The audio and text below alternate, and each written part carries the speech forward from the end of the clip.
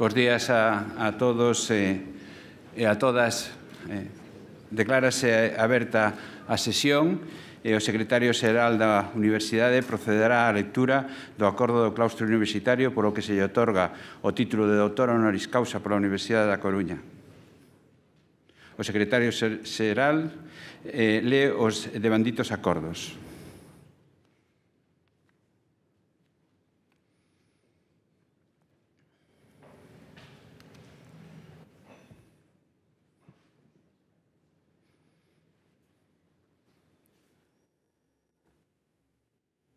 Bon día.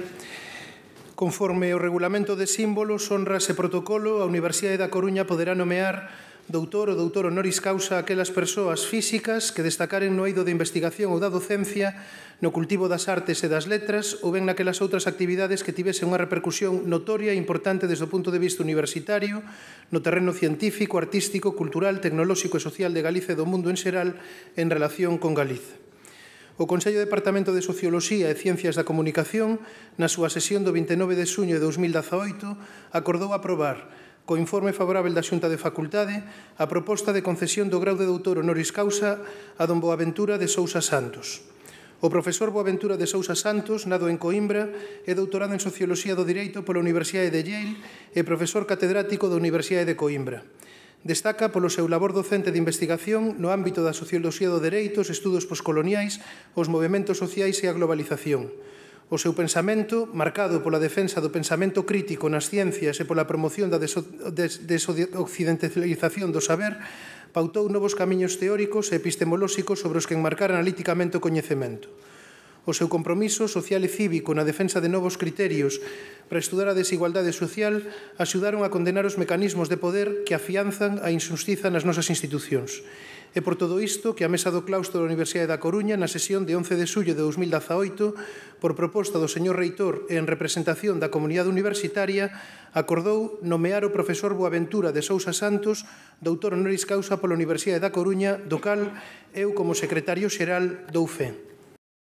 O secretario xeral dignarase a ir a buscar e acompañar de aquí a presencia de todos o candidato ao grado de doutor honoris causa do Boaventura de Sousa Santos.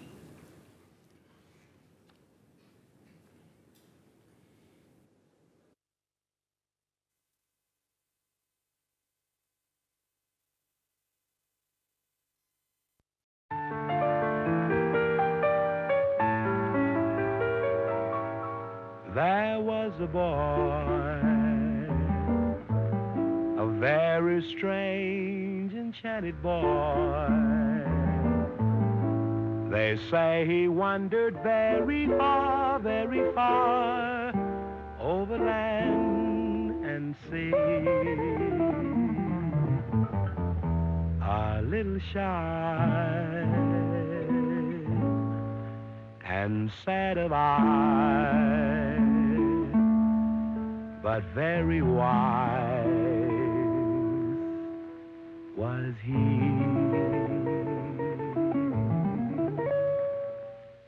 And then one day, a magic day, he passed my way. And while we spoke of many things, fools and kings, this he said to me: the greatest thing you'll ever learn is just to love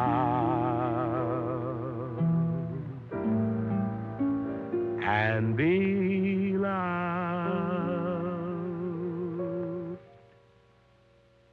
in return.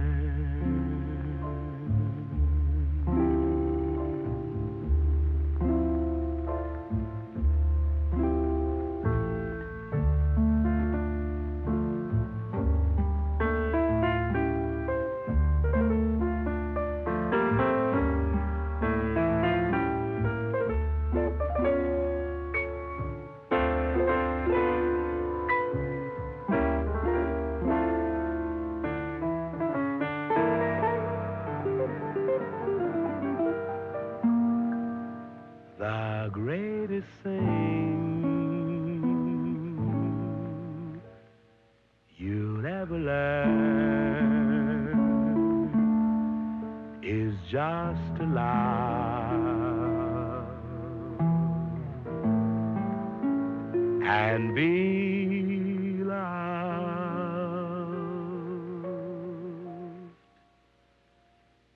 in return.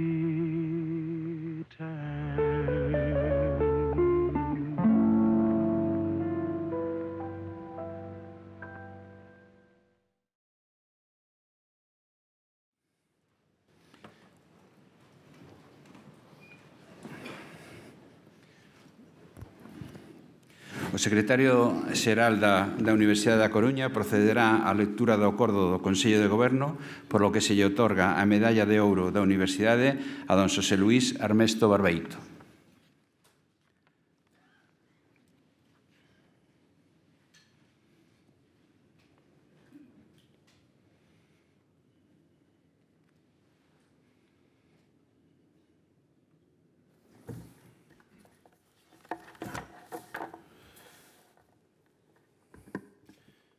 Ben, bon día de novo. O Regulamento de Símbolos, Honras e Protocolo da Universidade da Coruña faculta o Consello de Goberno para conceder a Medalla de Ouro da Universidade. Establece o artigo 8º deste regulamento que a Medalla de Ouro resérvase para homenaxear as persoas físicas ou xurídicas que ben polos seus relevantes servizos á Universidade da Coruña, ben pola súa actividade docente, científica, social ou cultural, sexan especialmente merecedoras desta distinción. Consoante establecido na normativa que lle outorga o reitor a facultade de propor a concesión da medalla de ouro, este propuxo o Consello de Goberno da Universidade da Coruña conceder a medalla de ouro da Universidade a don Xosé Luís Armesto Barbeito en recoñecemento ao seu labor como reitor da Universidade entre 2012 e 2016. Catedrático de Química Física da Universidade da Coruña, a destacada trayectoria investigadora e docente do profesor Armesto nas materias propias da súa especialidade, sempre con especial dedicación á protección do medio ambiente, non lle impediu comprometerse coa defensa dos intereses do profesorado da Universidade de Galiza, asumindo diversas responsabilidades de representación, xestión e goberno xa desde os albores da Universidade da Coruña. Con efecto, Xosé Luís Armesto Barbeito foi director do Colexio Universitario da Coruña, decano da Facultade de Ciencias, representante sindical do profesorado, vicerreitor de profesorado e reitor da nosa universidade entre os anos 2012 e 2016. Polo seu compromiso na defensa dunha universidade pública, galega e de calidade, motor de desenvolvemento do país e de igualdade social, sempre patente no exercicio dos seus cargos e responsabilidades e por ter dirixido con acerto a nosa universidade nos anos máis duros da crise, o profesor Armesto reúne méritos suficientes para ser merecedor da máxima distinción da Universidade da Coruña. Por todo isto, o Consello de Goberno da Universidade, na súa sesión de 28 de abril de 2016, acordou concederlle a medalla de ouro da Universidade da Coruña ao profesor Xosé Luís Armesto Barbeito, do que eu, como secretario xeral, dou fe.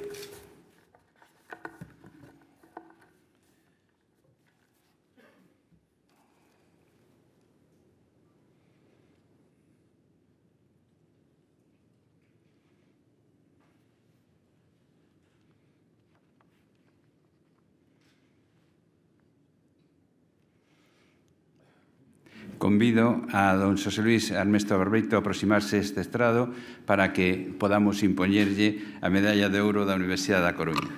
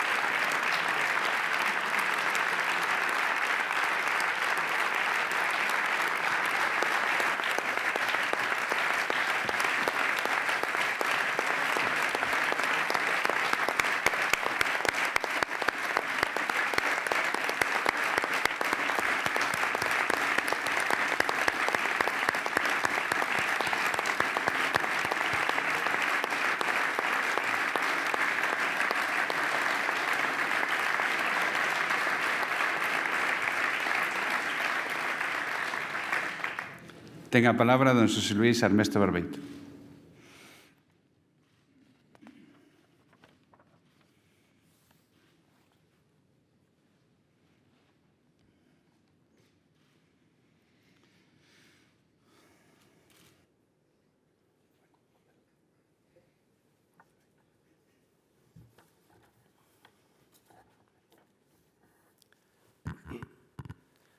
Reitor magnífico da Universidade da Coruña, reitor magnífico da Universidade de Vigo, secretaria xeral da Universidade de Santiago, autoridades, membros da comunidade universitaria, familiares, amigas e amigos.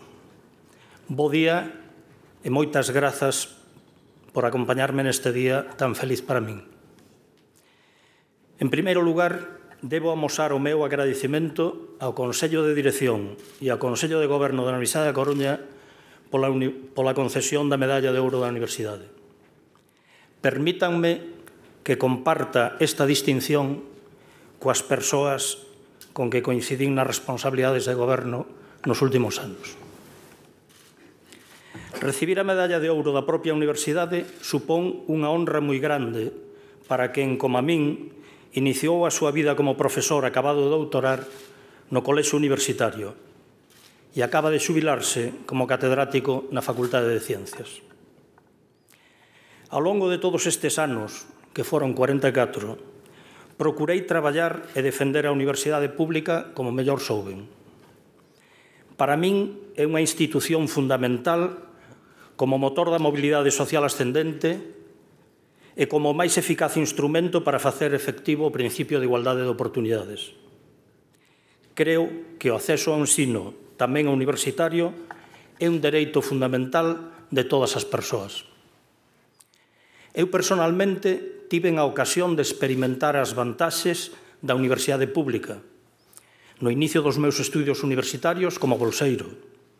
Unha vez concluída a licenciatura e ata acadar o grado de doutor, como bolseiro de formación do persoal investigador, finalmente como profesor. Podo presentarme como un exemplo desa mobilidade ascendente, conseguida a través da formación e do estudo nas institucións públicas. Unha función que continúa a ser absolutamente necesaria hoxe en día. O último informe da OCDE sobre a educación no Estado español constata que o 55% dos estudantes con pais sen estudios superiores repiten o mesmo patrón. Desde os inicios da miña etapa como profesor no Colexio Universitario da Coruña, daquela pertencente á Universidade de Santiago, participei nos debates sobre o modelo da universidade. Primeiro, sobre o deseño da Universidade Galega, compartindo co profesor Xosé Manuel Beiras a defensa dun modelo de universidade única para Galiza, descentralizada territorialmente en 7 campus e desconcentrada funcionalmente. Nas décadas que seguiron, tratei sempre de colaborar no desenvolvemento da universidade, por exemplo, participando nas comisións do claustro universitario encargadas de redactar os estatutos das universidades de Santiago e da Coruña. Un dos compromisos máis importantes do exercicio da autonomía universitaria. 30 anos despois da creación do sistema universitario galego, debemos continuar a traballar na súa optimización. Como sabemos, os que dedicamos parte do noso tempo á ciencia, modelos teóricos diferentes, cando se optimizan, tenden a converxer. E o modelo da Universidade Única descentralizada e o das 3 universidades coordinadas deben converxer.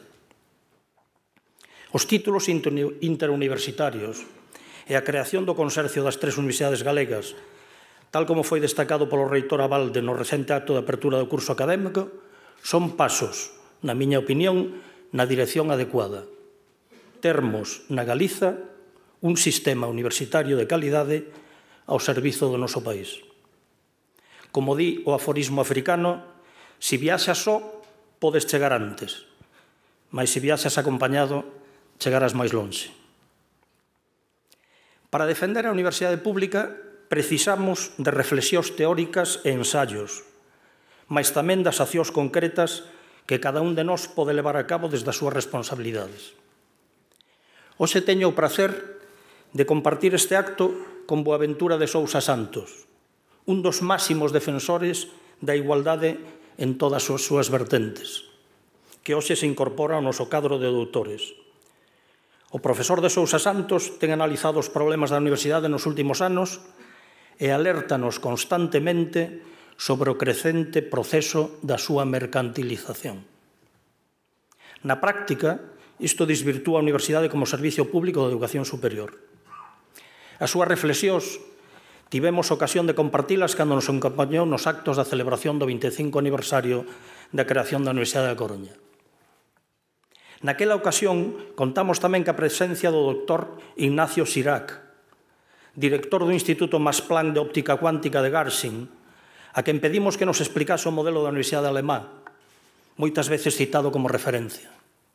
Contounos que, na súa opinión, se basea en 3 aspectos fundamentais e por esta orde: apoio social e político, financiamento suficiente e boa organización.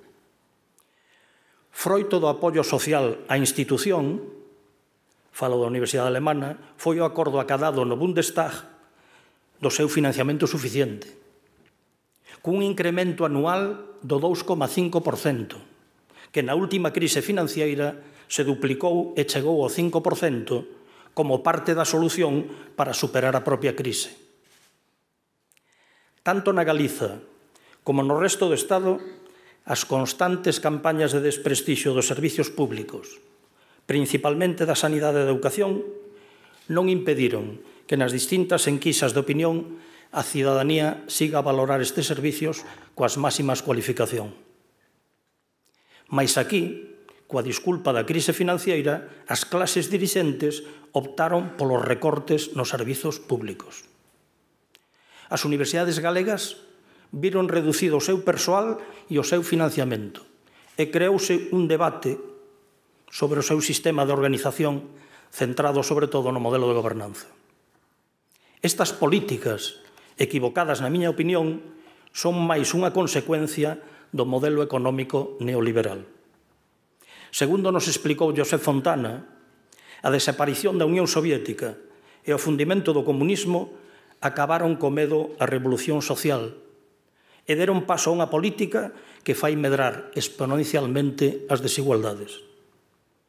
As clases dirixentes xa non consideran necesario investir nuns servicios públicos que, por outra parte, eles non utilizan.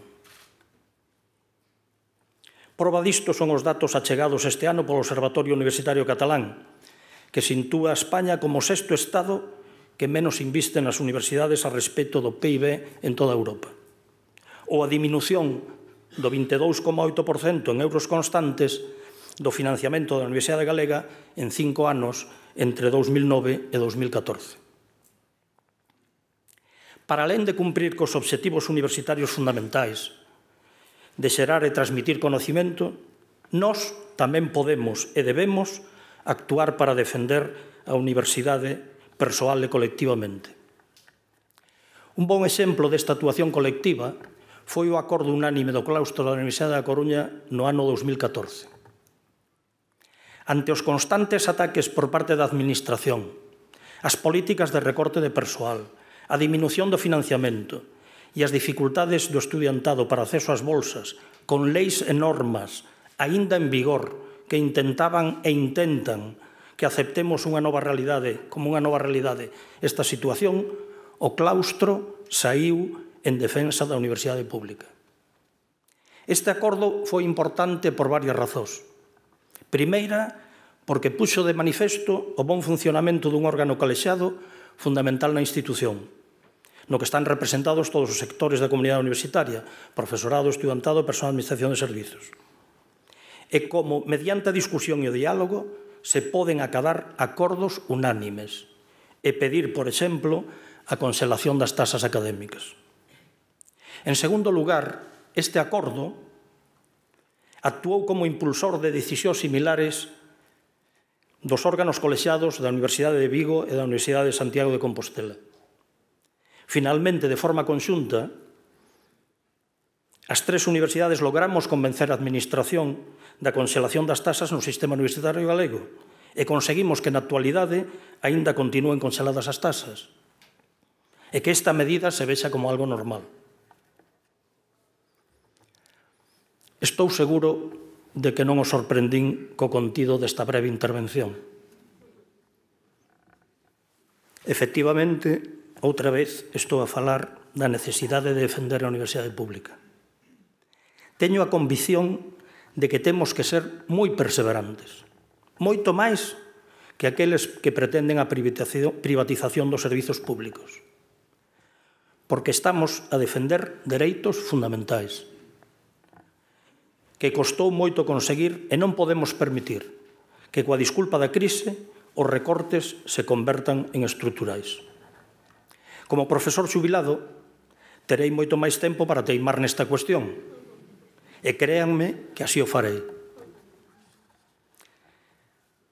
Que a Universidade da Coruña recoñeza o traballo académico de investigación en defensa do dereito fundamental á educación, como do pedagogo Michael Appel, a última incorporación até hoxe ao noso elenco de autores honoris causa, e o do sociólogo Boaventura de Sousa Santos, é unha das mellores maneiras de contribuir a esta tarefa.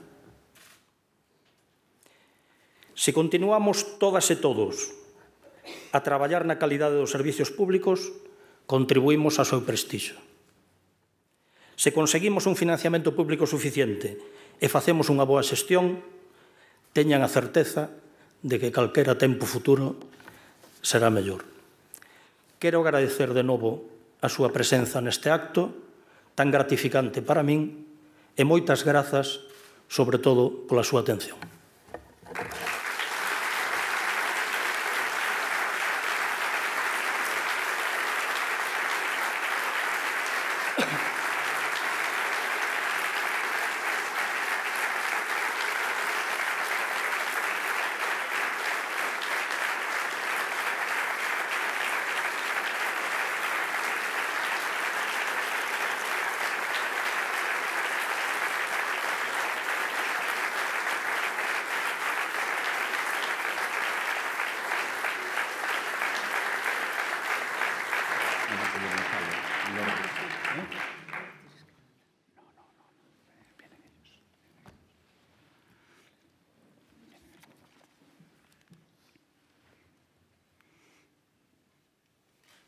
Reitor magnífico, rógovos que me escoitedes, solicito unha honra o título de doutor por esta universidade para don Boaventura de Sousa Santos e permiso para expoñer os seus méritos. Concedido.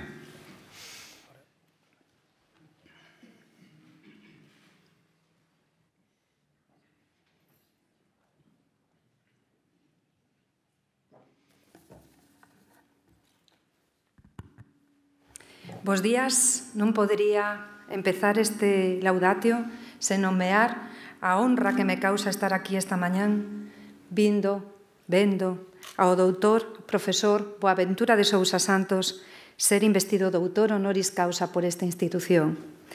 E teño que expresar o meu agradecemento á Universidade da Coruña por escoller a súa obra e a súa figura para facerlle chegar este nomamento e este recoñecemento.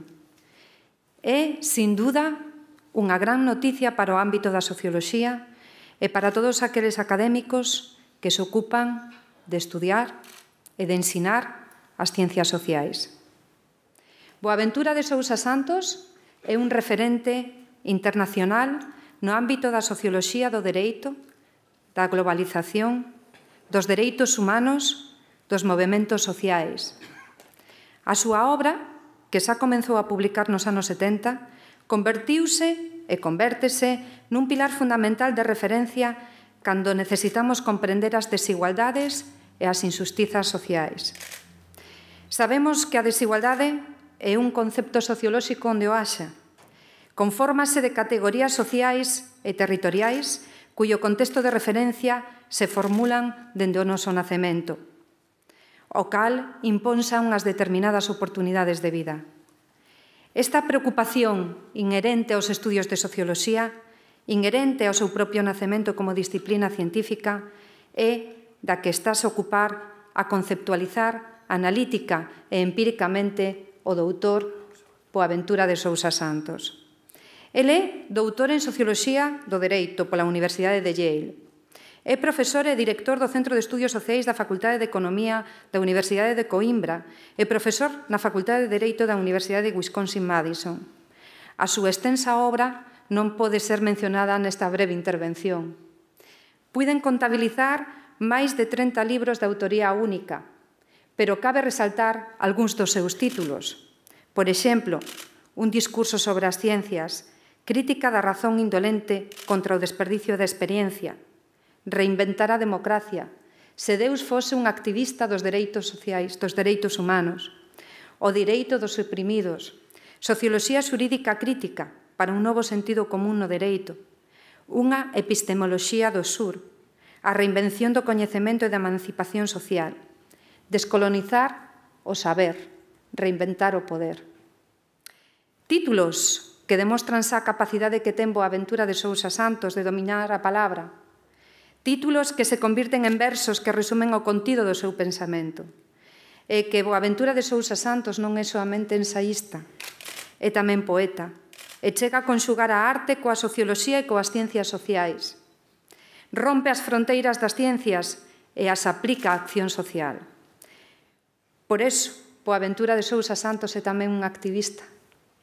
E aí aparece o efecto Boaventura entre as novas xeracións de estudantes, onde xa converteuse nunha celebridade, donde o seu pensamento e os seus versos teñen hasta un rap, e onde pode chegar dun xeito carismático de maneira transxeneracional. Convírtese así nun científico social creativo, con unha gran capacidade de innovación, capaz de crear conceptos sociolóxicos cheos de contidos, propostas e símbolos. As súas ideas non son soamente teóricas, tamén son combinadas con traballo de campo en diferentes países do mundo. Por exemplo, podemos mencionar algúns: Ecuador, Bolivia, Brasil, Cabo Verde. É así como, combinando o traballo sobre o terreo co pensamento teórico, como é capaz de abrir novos camiños para a investigación e para a docencia. O seu pensamento e as súas análisis sociais convírtense en estudos seminais sobre estes procesos, porque as categorías de estudo identificadas e visibilizadas por a súa obra para denunciar as desigualdades existentes a escala global son un marco indispensable de referencia. Eu vou a mencionar 3 dos elementos os cales admiro máis do seu traballo e que creo que ademais son os que máis utilizamos na propia Facultade de Socioloxía e tamén na miña carreira como investigadora e como docente. Creo que os vou a mencionar por aparición de orden de publicación, pero non estou segura, non é doado facer esa biografía polo número de edicións que teñen cada un dos libros que chegan ás nosas bibliotecas. Pero permítanme mencionar esas 3 contribucións que este autor fai ás ciencias sociais e que eu mesma quero rescatar neste laudatio. A primeira cuestión a que me gustaría fixarme é na conceptualización que fai da socioloxía das ausencias e da socioloxía das emerxencias, unha das conceptualizaciones máis famosas de Boaventura de Sousa Santos. Porque Boaventura comeza o seu pensamento facendo unha teoría crítica sobre a construcción das ciencias, sobre como estas son mediadas polos saberes que condicionan aos propios investigadores, que as producen. A ciencia responde neste sentido aos cánones culturais, os cales están mediatizados polo xénero, a clase social e as experiencias dos propios intelectuais. Deste xeito, rescata a tesis de que existen ausencias graves na socioloxía, posto que existen ópticas que son invisibles na produción científica occidental. Unha produción que se mira a sí mesma, eurocéntrica e que desdeña os saberes de outras latitudes. É así como Boaventura transgrede os límites científicos, compón unha teoría crítica do saber e propón, ademais, unha socioloxía das emerxencias. Aquela que se ocupe, textualmente, nas súas palabras, de despensar, desracializar, desresidualizar, deslocalizar, desproducir, de forma que sexa capaz de afrontar esa exclusión dos saberes. As súas aportacións ao ámbito que eu mellor coñezo, que son as migracións internacionais, porque é o ámbito no que máis he traballado a escala de investigación, son esenciais para comprender a opresión cultural e a integración multicultural. Tamén utiliza a socioloxía das ausencias para explicar algunhas das investigacións que nos sectores máis tradicionais e conservadores todavía se consideran de menor envergadura e que se están a convertir na actualidade en marcos analíticos novedosos que están a producir o contexto científico actual e adiántase a eles. Por exemplo, todos os estudios que fan referencia á socioloxía da vida cotidiana, a socioloxía que estudia a sostenibilidade, a sustentabilidade da vida, a que estudia a incidencia patriarcal nas políticas públicas. Aquí é onde aparece un concepto de Boaventura, que é a ecoloxía de saberes. En este concepto aborda unha dualidade, unha contradicción do propio proceso de cambio social. Como compatibilizar un nivel adecuado de desarrollo, de desenvolvemento, e unha distribución da riqueza cunha visión de sustentabilidade.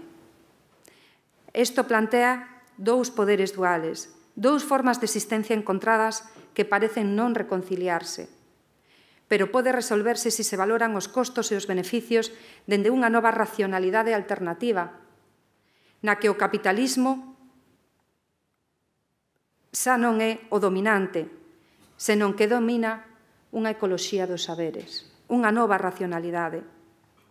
Non é acaso esta aportación fundamental para propiciar un maior benestar social? Para ter unha sociedade xusta e equilibrada que antepoña as necesidades dos cidadáns e dos cuidados a outros criterios de gañanza económica.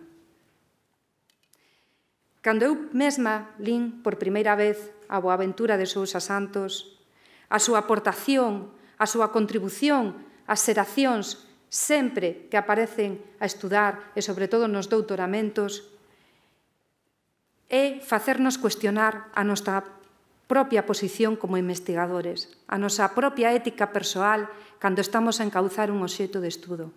Eu estudaba as migracións internacionais e tamén tiven que experimentar como a min mesma podería estar colonizada cando estudiaba estes asuntos.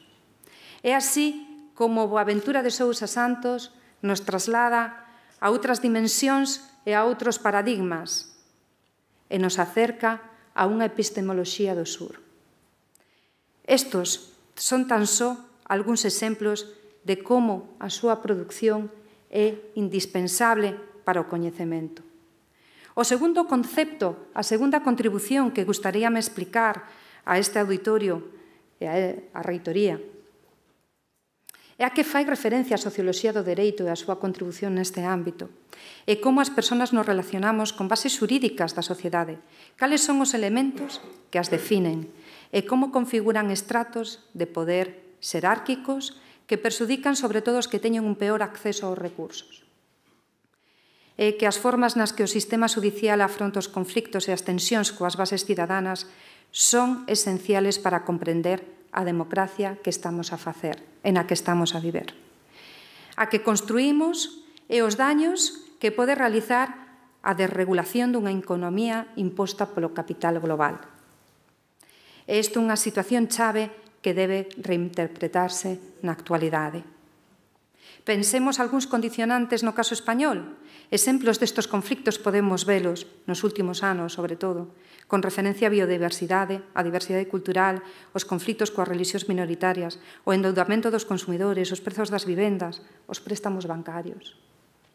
É aquí onde nos preguntamos en que medida as condicións políticas e económicas contribúen a superar e a suprimir estes conflictos. En que medida poseemos un marco judicial que asegure, que garantice os dereitos dos individuos. Cando a resposta é que tanto o contexto como o marco xurídico seguen sendo beneficiosos para os privilexiados, é cando utilizamos aquí a Boaventura de Sousa Santos. E outro concepto neste eido quixera resaltar, o concepto de bifurcación. A min góstame moito, porque define moi ben o contexto español. entendido e utilizado por Boaventura para delimitar novas oportunidades que surden das propias crisis sistémicas, desas estrategias que aparecen cando o orden global se desorienta, cando o propio funcionamento explota, porque non é capaz de manter o sistema tal e como observamos. En esos momentos que recentemente nos toca vivir, tocounos vivir, un deles como é a crisis sistémica do ano 2008, surden aí novos procesos de autoorganización, procesos de reordenamento, procesos que aparecen durante todas estas fases de inestabilidade. E de estos, e cada un de estos procesos de reestructuración, de rearticulación, surden novos sistemas máis adaptados ás necesidades de quenes os encabezan. E aí cando Boaventura considera que existen desbordes xurídicos que permiten outras formas de crear dereito e de relacionarse con el. Outras prácticas alternativas da administración da xustiza. É así como podemos chegar ao último, terceiro, dos conceptos que quería rescatar esta mañán de Boaventura de Sousa Santos. O último que quixera sinalar é o seu compromiso social e o seu análisis dos movementos sociais. Analizou varios históricos, o movemento dos traballadores rurais sen terra, a Primavera Árabe, o movemento Occupy de Estados Unidos.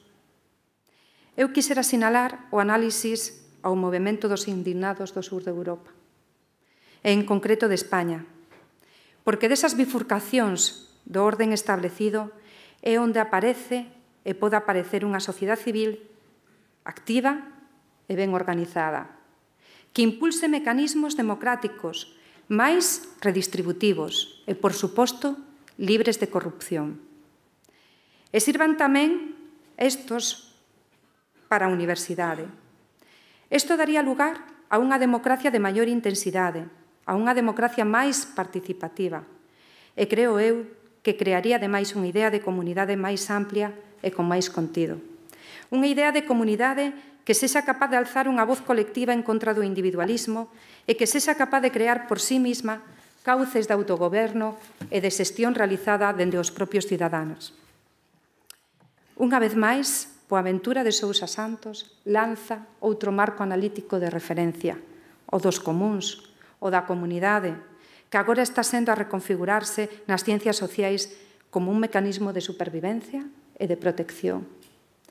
Se atendemos a cada un dos conceptos que acabamos de mencionar neste breve intervención, soamente podemos que agradecer a Boaventura de Sousa Santos o seu pensamento e a súa obra, por facela sinxela e doada para os nosos estudantes, por chegar a todas as xeracións e por crear os marcos analíticos máis relevantes que han configurado as ciencias sociais na actualidade, tanto nos estudios de migracións, de diversidade cultural, nos estudios da sustentabilidade da vida, da creación de comunidade, aquela que foi cercenada a partir da imposición dun modelo social europeo e que despois pouco a pouco foi menoscabada, intentando observar como a participación civil dos cidadáns era algo negativo e incluso antisistema, e que nós, agora, dende a Facultade de Socioloxía e dende a institución da Universidade da Coruña, reclamamos investindo a Boaventura de Sousa Santos como un doctor honoris causa. Polo tanto, quero agradecer a esta institución este doctorado e porque avanza hacia unha educación para o inconformismo, tamén concepto de Boaventura, e que supón unha universidade máis libre, máis crítica e máis controvertida. É aquí onde podemos volver a utilizar o marco da socioloxía das ausencias e das emerxencias para romper con esa construcción occidental da ciencia e da forma de medila e producila tamén nas universidades. O propio Boaventura de Sousa Santos, cos seus escritos, pero tamén co alcance e o impacto do seu pensamento e da súa obra, rompe cos sistemas burocráticos da propia universidade. Según un último indicador que podemos mencionar, que é o que se utiliza no noso país para medir a produción científica dos nosos compañeiros, compañeiras, podemos dicir que unha das súas últimas obras, titulada Pela Mau de Alice, o social e o político na posmodernidade, tensa 5.937 citas referenciadas en Google Scholar, o cual, como tivera que referencialas cada unha delas para poder conseguir un sinsello de investigación, podía romper os cauces e descolonizar o saber da propia universidade. Por todo iso, e por romper, estudar os riscos sociais estructurais novos e enquistados nas sociedades modernas que aparecen polo propio venir do contexto social, político e económico, debo solicitar o seu doutorado como honoris causa. E remato esta intervención ofrecendo os meus parabéns ao que foi reitor desta universidade, Xosé Luís Armesto, a que todos recordamos con moito agarimo a súa xestión nesos momentos tan complicados e difíciles onde o mantemento do orzamento público convertiuse nunha situación en un obxectivo primordial. Moitas grazas.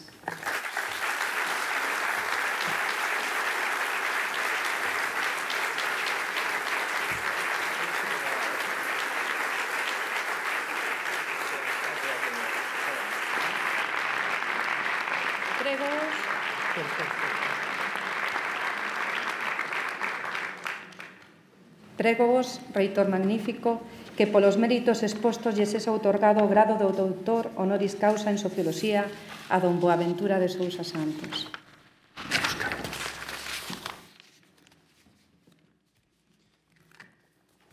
Así pois, utilizando a autoridade que me confiren as leis do reino, otorgo-vos ao grado de doutor honoris causa en Socioloxía pola Facultade de Socioloxía da Universidade da Coruña e deixo nas mans da vosa madriña o encargo de vos investir cos distintivos doutorais. Se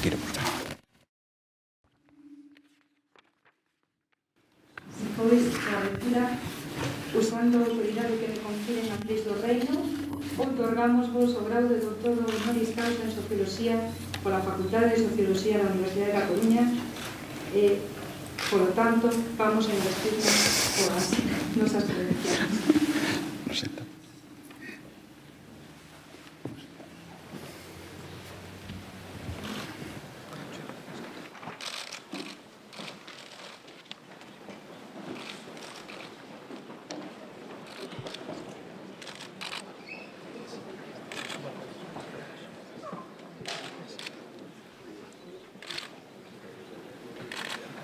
Agora, recibide os distintivos da dignidade que vos foi concedida e reflexionade no seu significado de acordo coa tradición.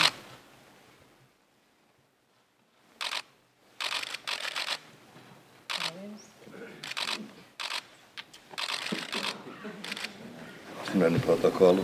Sí.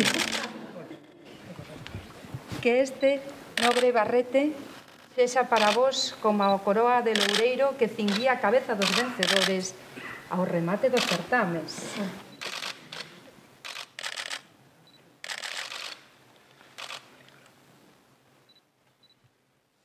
Entregámosvos un libro do noso saber que compre cultivar e tamén protexer e propagar ao longo da vida e lembrámosvos que tendes o dereito de ensinar e explicar desde a cátedra desta universidade.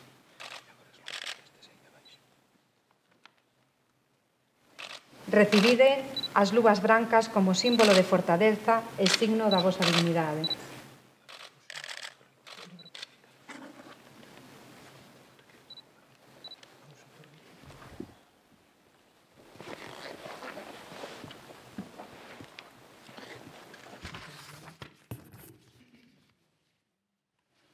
Reitor magnífico, solicito a vénia para pronunciar o meu discurso de ingresso no claustro. Concedido.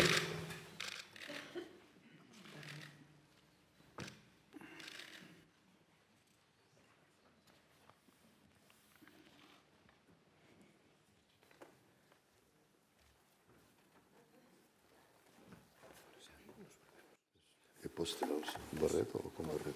Não, com barreto. Com barreto. Ah, muito bem, muito obrigado.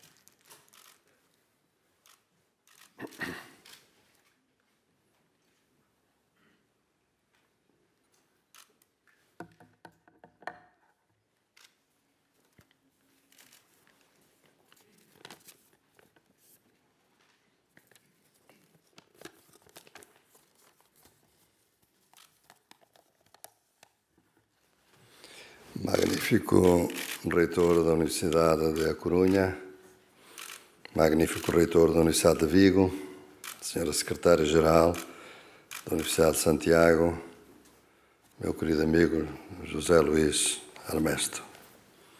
Senhoras e senhores, sendo português, eu sinto-me em casa na Galiza e, portanto, eu vou falar português. Vou falar devagar, porque as nossas línguas, apesar de tudo, são diferentes, mas é com muito gosto que aqui é o único lugar de Espanha onde eu posso falar a minha língua e não vou perder essa oportunidade. Propus-vos um tema provocatório. Pode a democracia ser compatível com o capitalismo neoliberal? A verdade é que este tema me tem vindo a ser proposto em todo o mundo, devo dizer. E muito particularmente na Europa, o que nos pode surpreender. E a pergunta é provocatória por uma razão simples, é porque só nas sociedades capitalistas contemporâneas é que a democracia, que foi teorizada por Aristóteles, por Platão e por tantos outros, veio a concretizar-se num regime político. Poderíamos dizer, era quase o contrário. Porquê é que a democracia só é compatível com o capitalismo? E não a pergunta que vos faço. Porquê? Porquê? Porque esta pergunta hoje a surgir de vários cantos do mundo. Em primeiro lugar, porque todas as organizações que se dedicam a vigiar o ambiente internacional sobre a democracia, organizações de diferentes orientações políticas, por exemplo, uma bastante conservadora e prestigiada, que é a Freedom House, nos Estados Unidos, têm vindo a mostrar, ano após ano, que a democracia está a perder adeptos no mundo, a democracia está a perder ritmo no mundo, os governos autoritários são cada vez maiores, há alterações constitucionais que reduzem o poder de deliberação dos países e, portanto, a democracia aparece como um regime político sitiado, quando afinal não há outro legítimo. E isso é que é o problema.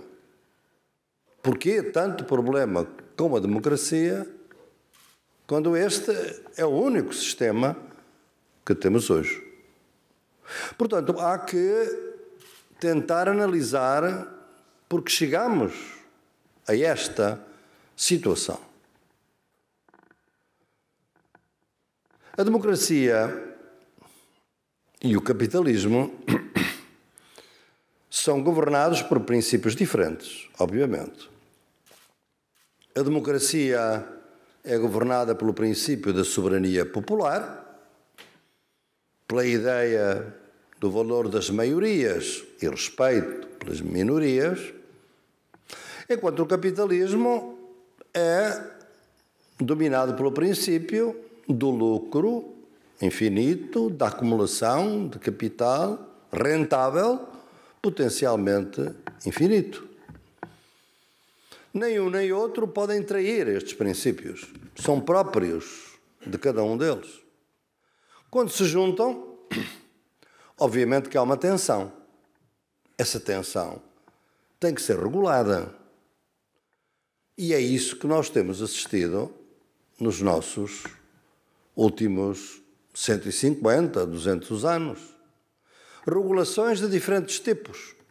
Por exemplo, a primeira regulação desta tensão entre a democracia e o capitalismo foi resolvida de uma maneira simples, aceita ao tempo, mas que hoje não repugna.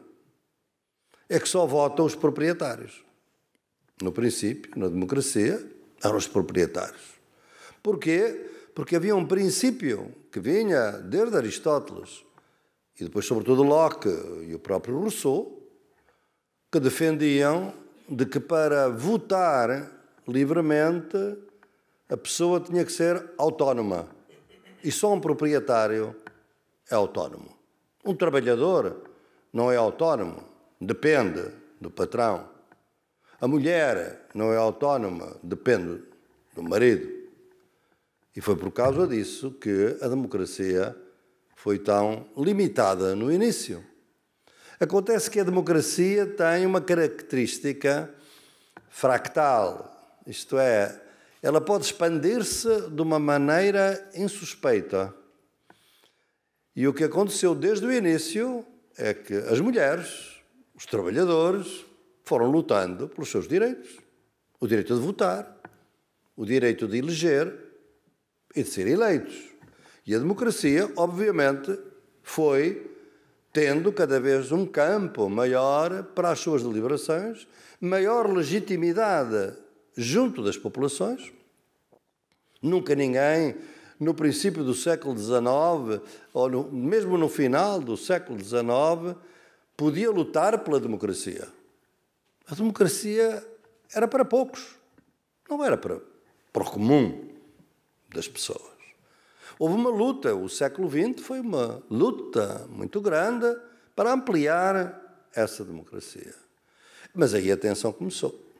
A tensão começou entre democracia e o capitalismo. E, inicialmente, essa tensão foi regulada pelos princípios do capitalismo.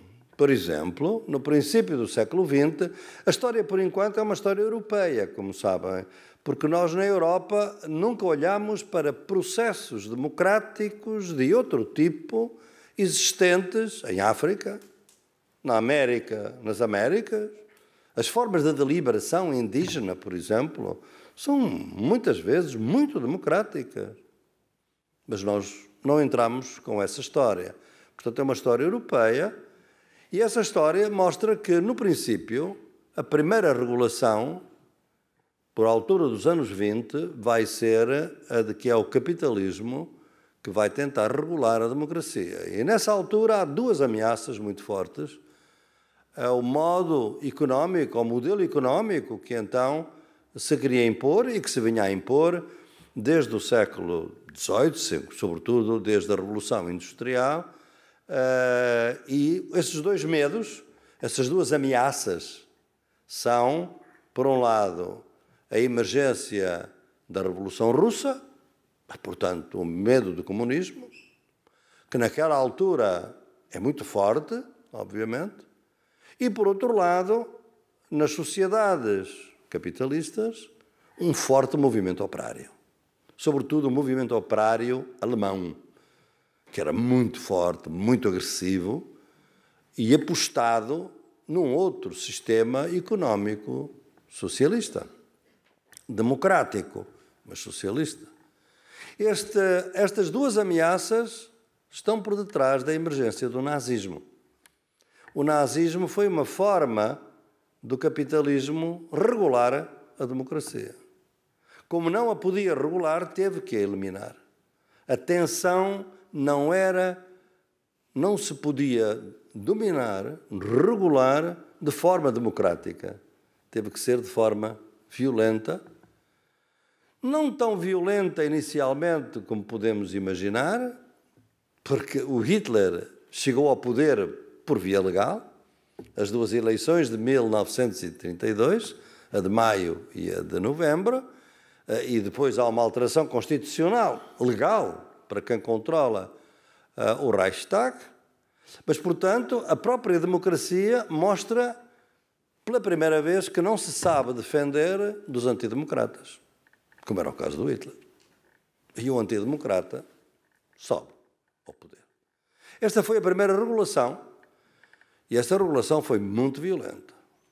Se nós não considerarmos sequer a violência da Guerra Civil Espanhola, este continente é o continente mais violento do mundo, num século, em 2 guerras, nós matamos 78 milhões de pessoas.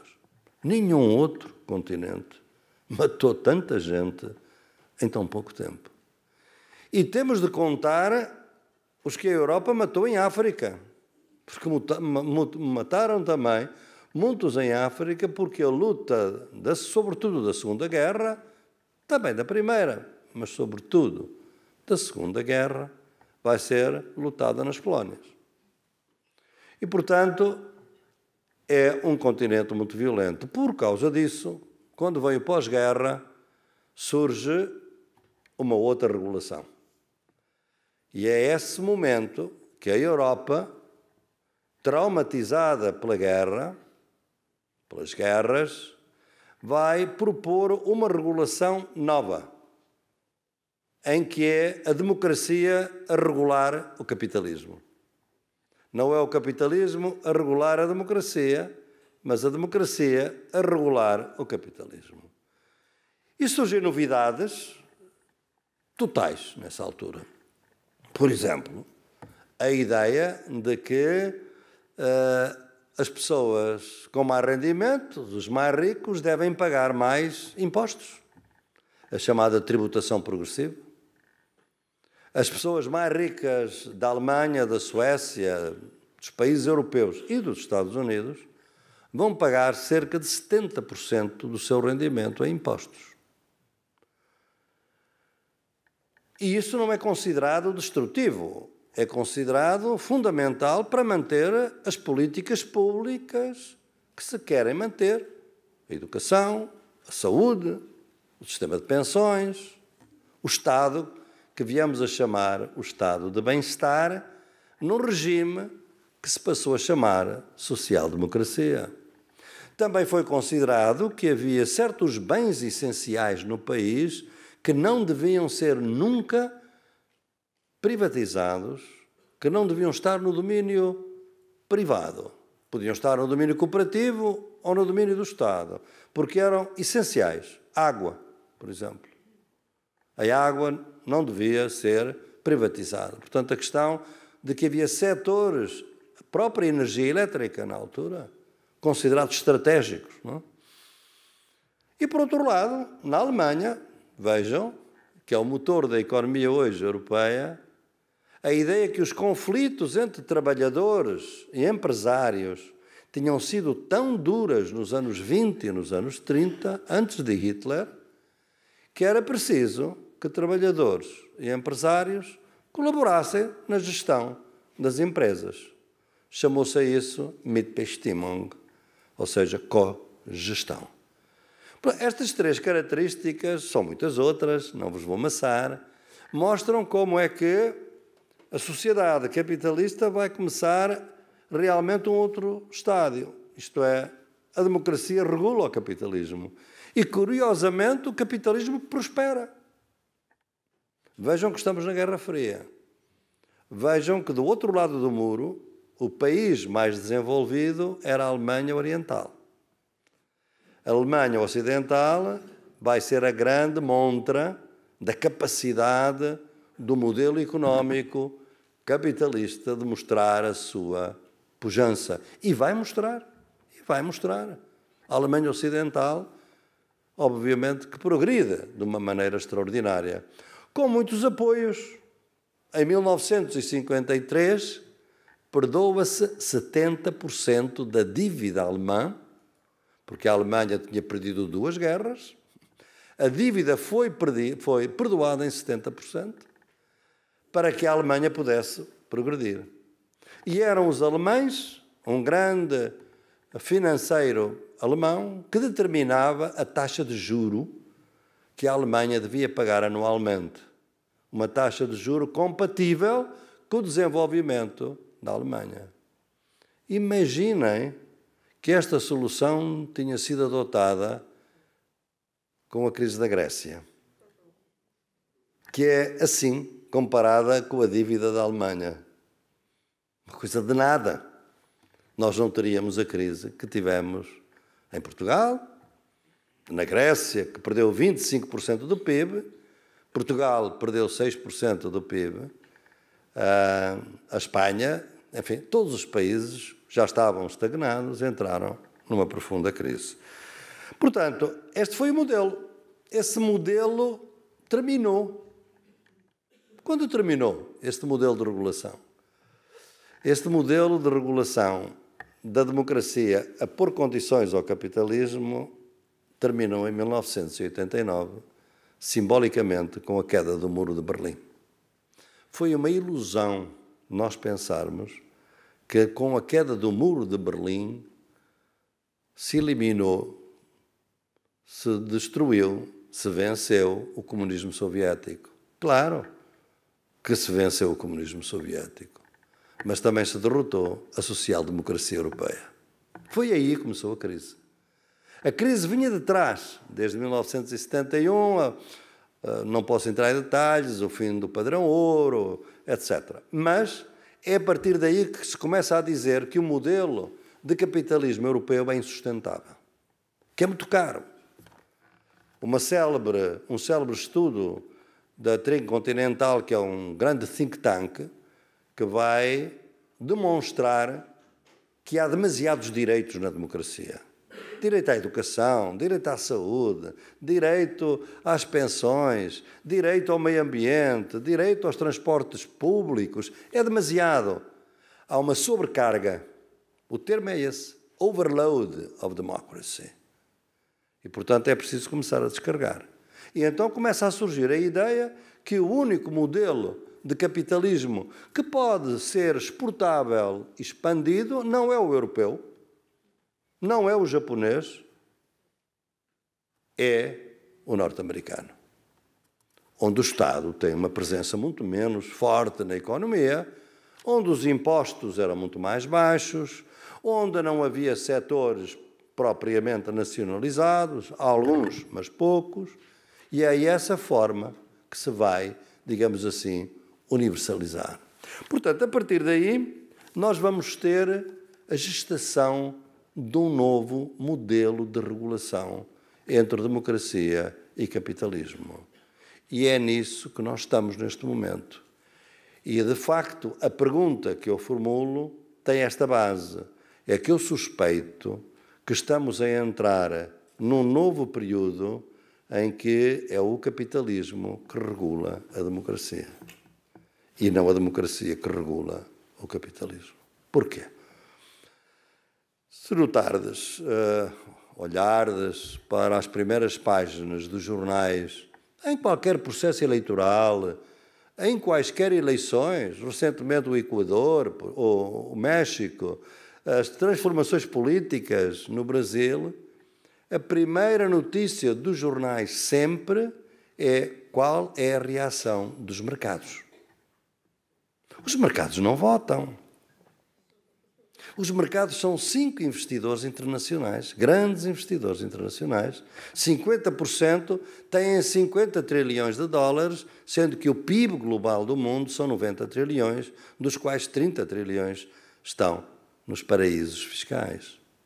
E dessas 25, 5 têm 40%. É um estudo de economistas de Zurique que não tem sido desmentido por ninguém. Portanto, os mercados reagem, sobe o dólar, baixa o dólar, sobe a cotação, baixa a cotação.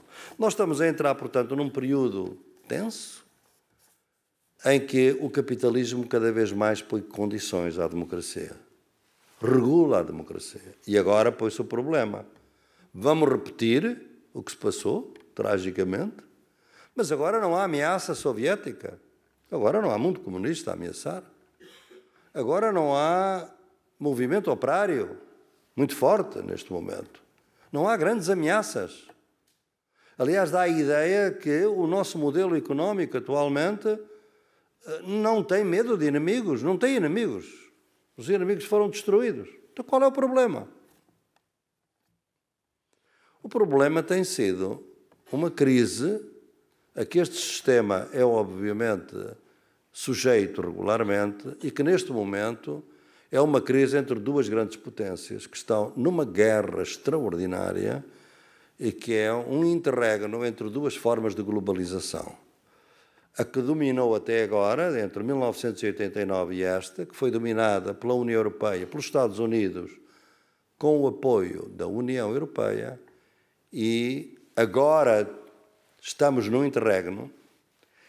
Todas as globalizações assentam numa inovação específica.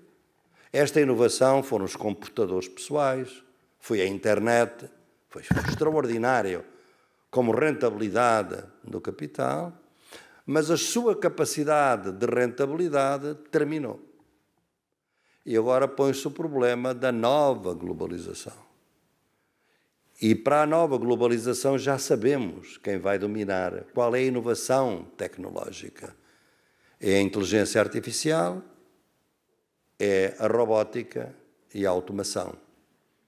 E o que acontece agora, de novo, é que a China parece estar muito bem posicionada para dominar a próxima globalização.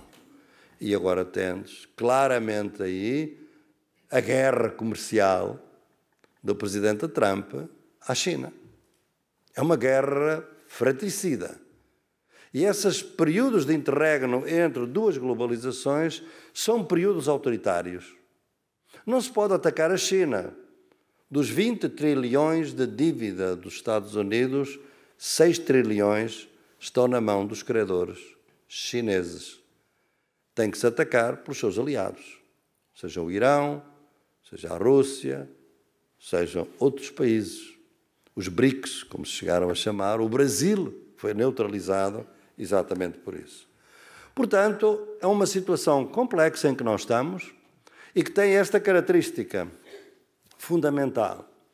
É que nós podemos ver a crise da democracia, não se vê nenhuma emergência de ditadura, como a antiga, neste momento. O que se vê é um esvaziamento por dentro da democracia. Uma degradação da democracia com duas patologias. A da representação, os cidadãos cada vez se sentem menos representados pelos seus representantes, e a patologia da participação. Para que é que eu participo se não há diferença? Os políticos dizem uma coisa e depois fazem outra. Então, para que é que eu participo? Estas duas patologias estão a degradar a democracia por dentro. Não há nenhuma ditadura de outro tipo, mas é um esvaziamento da democracia. Como é que isso se dá? Dá-se porque a democracia é assente em dois mercados, que é fundamental. O pluralismo democrático tem dois mercados muito importantes. O mercado dos valores que não têm preço, que é o mercado político. Uma pessoa é de esquerda, outra pessoa é de direita, uma pessoa é católico, outra é evangélico, outro é ateu. Cada um tem as suas convicções, estas convicções não se trocam. Eu sou católico, tu és evangélico, tu és ateu. Temos que respeitar o mercado destes valores sem preço, não têm preço. E depois há o mercado dos valores, que é o mercado económico dos valores com preço, as mercadorias. O que nós estamos a assistir é o seguinte, é que o mercado político está a ser contaminado pelo mercado económico, sob a égide do mercado económico. E também na política, tudo se compra e tudo se vende. É corrupção endémica do sistema. E isto está a degradar a qualidade democrática. E já que estamos numa universidade, é importante salientar, porque é pouco salientado, que as universidades públicas são consideradas as instituições mais livres de corrupção a nível mundial. Nem sempre se diz isto muito claramente, mas todos os estudos apontam como sendo uma organização complexa que não tem corrupção em geral no mundo. Claro que há outras instituições que também competem, mas de maneira diferente. O judiciário, por exemplo, É diferente de país para país e, obviamente, a instituição militar, que também pode, nos países, ter alguma corrupção, noutros nenhum. Mas, se notarmos, a universidade tem esta característica. Portanto, eu penso que, quando o capitalismo neoliberal, digamos, começou a querer regular a democracia na Europa, e é disso que eu agora trato, ele teve duas estratégias. A primeira estratégia foi nos países de leste europeu. Tinham saído do comunismo, não tinham uma política social do tipo da Europa Ocidental e o capitalismo neoliberal privatizou tudo rapidamente. Na Polónia, na Bulgária, na Roménia, na Checoslováquia, depois República Checa e Eslováquia, tudo foi privatizado. Na Europa Ocidental, isso não era possível, porque havia partidos socialistas, havia partidos comunistas, havia partidos que queriam educação pública, saúde pública. A entrada do neoliberalismo na Europa Ocidental fez-se pelas instituições europeias, pela Comissão Europeia. A Comissão Europeia, o Banco Central Europeu, é muito mais neoliberal que os Estados europeus neste momento. E todos nós, que vivemos, sobretudo no sul da Europa, temos vivido intensamente isso. As diretivas que vêm, normalmente, vêm sempre no sentido, só para vos dar um exemplo, Portugal, que neste momento é o único governo de esquerda na Europa, quis aumentar uma coisinha muito pouca do salário mínimo e imediatamente a Europa veio dizer, isso é um erro, vocês vão sofrer, afinal Portugal está a crescer mais que a Europa, o desemprego em Portugal nunca foi tão baixo, a imagem do país nunca foi tão boa, o investimento estrangeiro em Portugal nunca foi tão alto, fazendo tudo ao contrário do que a Comissão Europeia nos tinha dito. Portanto, o neoliberalismo é uma mentira, provavelmente. Eu acho que não é provavelmente, é mesmo. Portanto, como vamos sair daqui? E são 5 minutos que vos ocupo nisto, porque eu acho que nós temos que ter alternativas e as alternativas têm que ser democráticas, no meu ponto de vista. Não há outras. E, portanto, nós temos que fazê-lo. Obviamente que não posso tratar da engenharia dos sistemas políticos que fizeram uma perversão que praticamente salta aos olhos de qualquer cidadão. Como sabem, a democracia assenta na seguinte ideia: os processos têm que ser muito certos para os resultados serem incertos. Os processos são as leis eleitorais, é o processo político em geral, as eleições não podem ser fraudulentas, há um controle de quem vota, como vota. Isto é, o processo tem que ser certo para que o resultado seja incerto. Isto é, ganha o A ou pode ganhar B, ou C, ou D. É incerto. Nós estamos a assistir a uma perversão em muitos países da democracia em que os processos estão a ficar incertos para obter resultados certos. Isto é, manipulam-se as leis eleitorais, financiam-se partidos. Eu vivo metade do ano nos Estados Unidos há 35 anos e vejo como a influência do dinheiro está a degradar a democracia norte-americana. No meu estado, que era talvez o estado mais liberal, Wisconsin, acaba de aprovar uma lei em que os sindicatos da função pública não podem participar nas negociações do salário dos funcionários públicos, por influência de uma lei de uns célebres irmãos Koch, que são grandes empresários e que financiam os partidos. Ora, se analisardes o Brasil, a Argentina, o Equador, ides ver a mesma coisa. Os processos democráticos estão a ser incertos para que aqueles que têm poder tenham resultados certos. Isto é, elejam aqueles que as querem eleger. E, portanto, garantem à partida que quem vai ganhar é o seu candidato.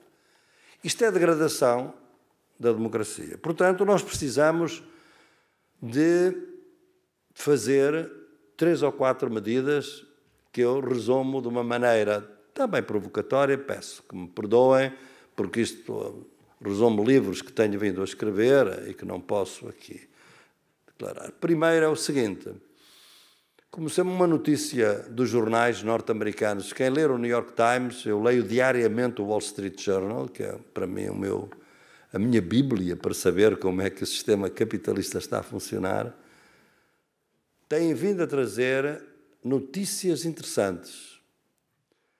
2 ou 3 no tempo recente têm o mesmo título quase. Porquê é que o socialismo voltou a ser falado nos Estados Unidos? Uma série de jovens candidatos do Partido Democrático, não é o Bernie Sanders, dizem, nós precisamos de voltar ao socialismo. O que é que eles pensam que é o socialismo nos Estados Unidos? É a nossa social-democracia. É o sistema social-democrata que nós tínhamos e estamos a perder. Portanto, é curioso que a tal consenso que se realizou depois de 89, consenso que só a democracia é legítima e que só o capitalismo é legítimo, este segundo consenso está a ser posto em causa. E esses jovens estão a dizer, são candidatos do Partido Democrático, mulheres, quase todas, a dizer não. Consenso político, sim, democracia sempre, mas o modelo económico deve ser um modelo socialista. E esse modelo socialista não tem muitas diferenças do que era a social-democracia europeia original. Portanto, eu penso que é necessário, obviamente, voltar, de alguma maneira, a uma desarticulação entre estes dois consensos e ficarmos com um. Em segundo lugar, eu penso que nós temos que enfrentar uma realidade que é extremamente perturbadora. É que os nossos países não têm apenas uma Constituição política. Há 2 Constituições. Há uma Constituição global do grande capital financeiro e há a Constituição de cada Estado. E o constitucionalismo das agências de crédito, do capital financeiro, choca muitas vezes com as constituições nacionais. Nós temos que criar processos constituintes novos que permitam um outro arranjo da relação entre estes 2 constitucionalismos. E isso só se faz se realmente os países não estiverem tão endividados. A dívida tem que ser substituída por políticas fiscais mais justas e, portanto, acho eu que é por aí que a gente há de fazer. Por outro lado, esta ideia, finalmente, este ano que estamos a celebrar os 70 anos da Declaração Universal dos Direitos Humanos, acho que é uma boa ocasião para pensar nos próximos 70 anos. Que direitos humanos são esses? Como diria um grande romancista português que conheceis bem e que tenho o privilégio de ter sido meu amigo, José Saramago, propôs no México que, além da Declaração Universal dos Direitos Humanos, devíamos ter uma Declaração Universal dos Deveres Humanos. Realmente é um pouco estranho. Eu que viajo muito pelo mundo, falando com colegas da filosofia hindu, da filosofia islâmica, todos nos dizem isso. Porquê é que vocês no Ocidente só olham para os direitos e não olham para os deveres? Se os deveres não forem importantes, como é que há direitos? Eu acho que nós temos que olhar para um equilíbrio maior entre direitos e deveres. E acho que os direitos, se calhar, têm que ser expandidos. E são os povos indígenas das Américas, os povos indígenas da Nova Zelândia, que nos estão a mostrar as novas fronteiras. Uma das razões que a minha querida amiga Ângela falava há pouco, de os jovens se sentirem atraídos pelo meu trabalho, é que eu tento mostrar onde estão as tais emergências do que ela falou, e essas emergências são coisas extremamente apelativas para jovens que querem uma alternativa e que, por exemplo, cuidam muito da natureza, jovens ecologistas, porque são eles que vão viver o tempo, o futuro. Estão preocupados. Portanto, têm uma concepção da natureza diferente da nossa. Não aquela natureza cartesiana, mas a natureza do Spinoza. Isto é, a natureza não nos pertence. Nós é que pertencemos à natureza. Como dizia Spinoza, Deus sive natura. Deus, ou seja, a natureza. Este conceito de natureza corresponde ao conceito de terra-mãe, madre tierra, dos indígenas, que protegem e que não é por acaso que 75% da biodiversidade do mundo está nas mãos dos povos indígenas. Estes têm sido os guardiães. Pois bem, o ano passado, num país muito distante, que não nos diz quase nada na Europa, chamado Nova Zelândia, na Oceania, foi aprovada uma lei que declara que um rio sagrado dos povos indígenas daquele país é um sujeito de direitos humanos. Pela primeira vez. E deu-se uma indemnização enorme para que o rio possa ser revitalizado, os ecossistemas possa ser revitalizado, ao fim de uma luta dos Maori, os povos indígenas da Nova Zelândia, de 140 anos. E a jovem primeira-ministra, que é uma mulher primeira-ministra, como sabem, ela é famosa porque deu à luz, enquanto a primeira-ministra praticamente saiu do gabinete para dar à luz e voltou pouco depois ao seu gabinete, a oposição perguntou-lhe: Primeira-ministra, que loucura é essa de adotar esta posição indígena? Um rio não tem sexo, um rio não tem cabeça, um rio não tem braços. Como é que pode ser um sujeito de direitos humanos se não é humano? E a primeira-ministra respondeu: e uma empresa tem sexo, tem braços, tem cabeça? Ou seja, nós fizemos uma ficção jurídica, que os juristas conhecem bem, que é a personalidade jurídica de uma empresa. Então, porquê é que o rio também não pode ser uma personalidade jurídica? É um outro paradigma cultural, é um outro conceito de conhecimento, e é por isso que eu tenho vindo a dizer que não haverá justiça social global sem justiça cognitiva global. E se ela existir, estou certo que entre os dois afetos de que falava Spinoza, nós vamos manter um certo equilíbrio. Como sabem, Spinoza falava de que todos nós devemos ter um certo equilíbrio entre o medo e a esperança. Ter só medo é mau, leva-nos a desistir, a resignar-nos. Ter só esperança leva à arrogância voluntarista. Nós estamos a criar um mundo onde muita gente só tem medo e onde uma pequena percentagem de gente no topo da hierarquia social já não tem medo, só tem esperança. Porque se houver uma crise ecológica, compra uma ilha no Pacífico, compra outro lugar, só tem esperança. Eu acho que nós temos que voltar a redistribuir o medo e a esperança de uma maneira mais equilibrada. E essa é a grande missão democrática do futuro. Dar esperança aos que têm só medo e, se calhar, incutir algum medo àqueles que só têm esperança. Muito obrigado.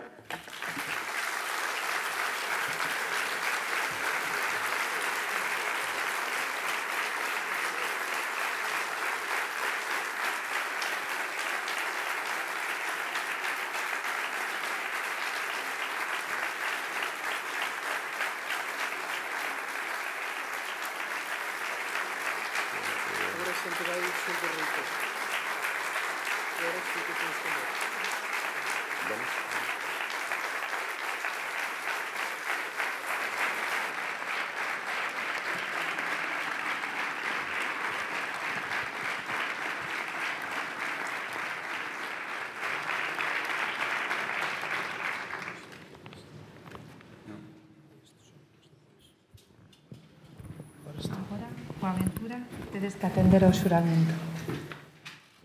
Achegadevos aquí para pronunciar con plena conciencia o xuramento que no nome e coa autoridade da Universidade da Coruña vos vou a pedir.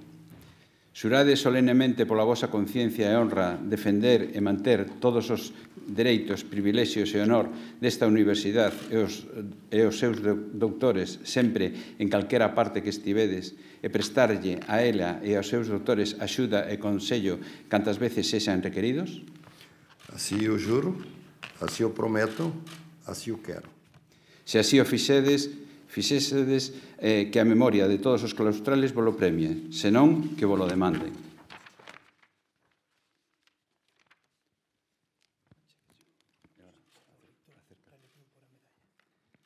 Ilustrísimo señor don Boaventura de Sousa Santos, admitívovos e incorporávovos ao claustro de doutores da Universidade da Coruña con todas as honras que son propias dos restantes doutores. Entregádevos o diploma da vosa admisión e incorporación.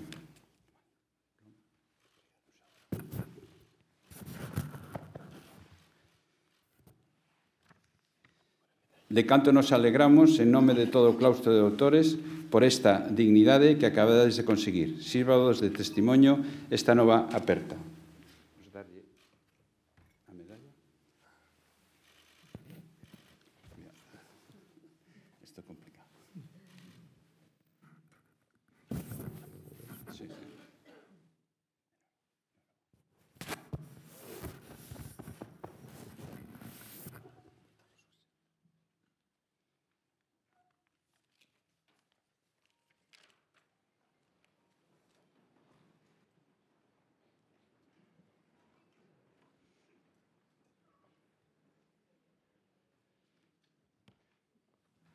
Bos días de novo a todos e a todas. Señor rector magnífico da Universidade de Vigo, secretaria xeral da Universidade de Santiago, alcalde, presidente do Tribunal Consultivo, subdelegado do Goberno, delegado da Xunta de Galicia, presidente da Audiencia Provincial, voceiros e diputados do Parlamento de Galicia. Estimados profesores Boaventura de Sousa Santos e Xosé Luís Armesto Barbeito, autoridades, representacións de institucións, membros da comunidade universitaria, representantes dos equipos de goberno das universidades do Sistema Universitario de Galicia, amigos e amigas todas. Case 3 anos e medio despois de ter connosco ao profesor Boaventura de Sousa Santos na conmemoración dos primeiros 25 anos da Universidade da Coruña, honrámonos de volvelo a recibir. Esta vez para incorporalos ao noso claustro honorífico. Daquela, en 2015, o profesor de Sousa Santos fora convidado por iniciativa do reitor Xosé Luís Armesto, interesado en contar coa súa perspectiva sobre o presente e o futuro da Universidade Moderna, nun ciclo de conferencias de primeiro nivel.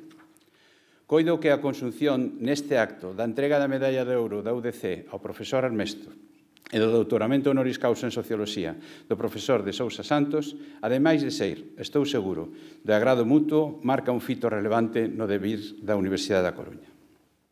O profesor Armesto asumiu a máxima responsabilidade da UDC en xaneiro de 2012, nun momento moi difícil para as universidades españolas. A crisis batía con forza e as políticas adoptadas para enfrentala ocasionaban duros recortes de recursos materiales e humanos nos campus.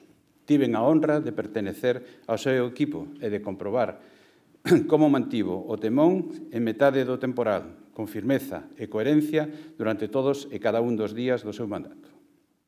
Podo dar fe de que cumpriu a promesa que fixera ao pronunciar o seu primeiro discurso neste mesmo Paraninfo, poñer a súa enerxía na defensa dos intereses da universidade e, repito as súas palabras, dos máis amplios do país galego e do sistema público de benestar. O escenario foi certamente adverso, e o sabemos moi ben os que compartimos equipos de goberno que os estamos aquí neste Paraninfo. Mais ningunha ventada foi quen de apartalo do seu norte, da súa fe na universidade pública e da eficacia desta como motor de mobilidade social ascendente, como hoxe nos recordou, unha cuestión nuclear no seu pensamento. Un exemplo foi a pronta creación de bolsas para os estudantes con problemas económicos sobrevidos nas familias por mor da crisis. Unha mostra clara da sensibilidade social e do posicionamento por a igualdade de oportunidades. Desde a tolerancia e o respeto, o reitor Armesto estableceu un eficaz modelo de traballo en equipo, que foi importantísimo para, maila os drásticos recortes orzamentarios, darlle un forte impulso á investigación e transferencia, con modelos tan interesantes como as unidades mixtas de investigación. O plan estratégico, elaborado durante a súa xestión, marcou o rumbo en que estamos na actualidade, coa calidade docente e científica, a internacionalización e a cooperación pública e privada como liñas maestras. Profesor Armesto, ben querido Xosé Luís, grazas polo teu labor universitario, expandido nas non sempre gratas tarefas de xestión por máis de 30 anos. Grazas en nome da Universidade da Coruña, que con esta medalla de hoxe chimpón escribe o teu nome con letras de ouro na nosa curta historia. No seu derradeiro discurso como reitor, Xosé Luís Armesto recolleu unha cita de Boaventura de Sousa Santos.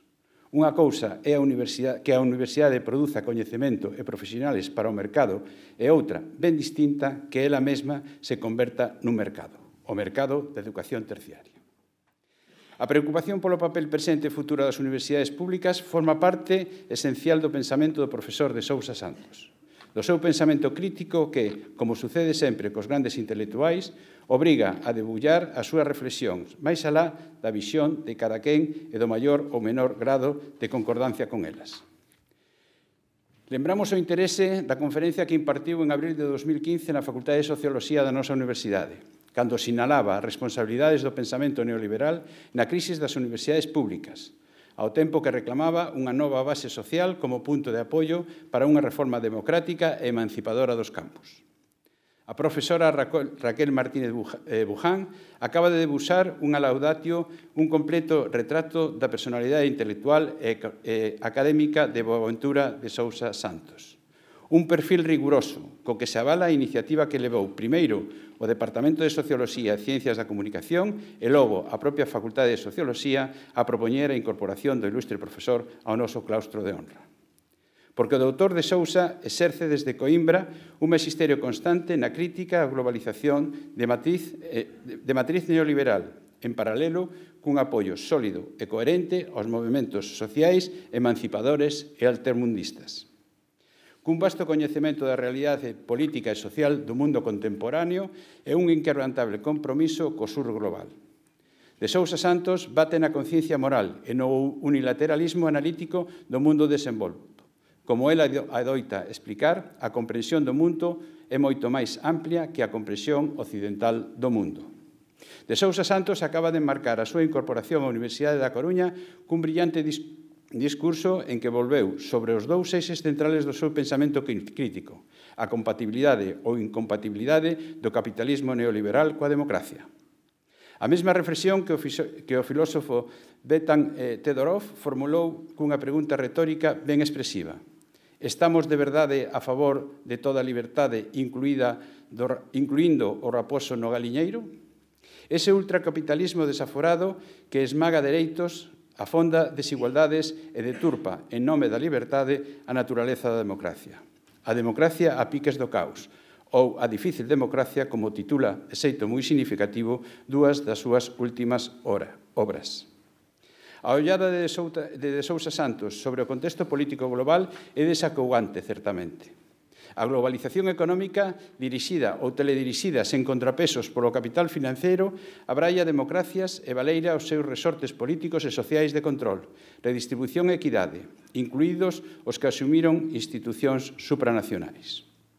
Esa sensación de que, como escribiera o recentemente falecido sociólogo Vicente Verdú, o sistema democrático está furado polo protagonismo arrasador que o neoliberalismo lle concede aos mercados, por enriba dos máis elementales dereitos humanos e dos piares da democracia. Alegrámonos de ter canda nós non só a un gran teórico da socioloxía, a un agitador das ciencias sociales, senón tamén a un intelectual comprometido cos desafíos do seu tempo. Mesmo algúns críticos estiman que desde Paul Sartre Non se coñece un pensador europeo que demostrase un compromiso político e social co sur global como de Sousa Santos. Un pensador de perspectiva alta e acción a rentes do chan, consciente de que dar a liberdade sen dar a oportunidade é un regalo envenenado para as persoas e para os povos. E ese compromiso o que se traduce na participación activa en movimentos sociais da envergadura do Foro Social Mundial, do que foi un dos fundadores, e noutras moitas iniciativas emancipadoras e anticoloniais. Reflítese tamén nunha infatigable produción científica, exposta polo miúdo pola profesora Martínez Buján, e nunha presencia continuada en universidades e foros internacionales de primeiro nivel e nos medios de comunicación. Profesor Boaventura de Sousa Santos, a Universidade da Coruña agradecelle fondamente que aceptase formar parte do noso claustro de honra. O noso recoñecemento académico e científico engádase aos moitos que xa figuran na súa biografía, mas déixeme confesarlle que nos comprace en particular, como universitarios e como galegos, ser a primeira universidade española que o nomea doutor honoris causa. O seu espírito crítico, a súa capacidade analítica, o seu compromiso político e social e a súa preocupación pola saúde democrática das universidades incorporaránse cando vostede como referentes da nosa institución. Mais nada pola miña parte. Parabéns de novo para os profesores Armesto e de Sousa Santos, aos que hoxe distingue a Universidade da Coruña por a súa traxectoria e polo seu compromiso exemplares. E gracias tamén a todos e a todas vostedes por compartir con nós en este Paraninfo este acto emotivo e simbólico. Moitas gracias a todos.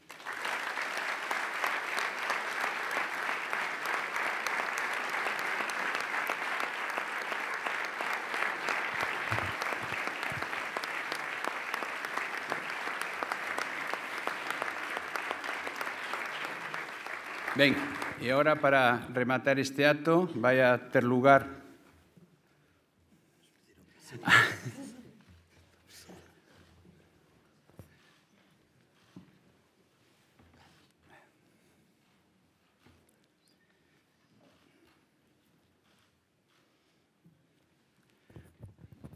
repito que ahora para rematar este acto vamos a ter unha intervención de Uxía. Moitas gracias.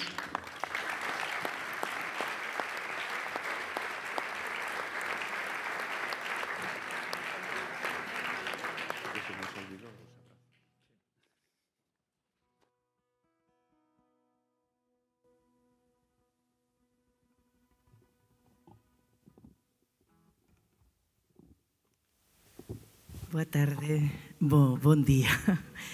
É unha honra para min estar neste acto de xustiza co investimento como doutor honoris causa, unha persoa que quero e admiro moitísimo, respeto moitísimo, Boaventura de Sousa Santos e José Luis Armesto, tamén home comprometido co seu tempo e coa Universidade Pública.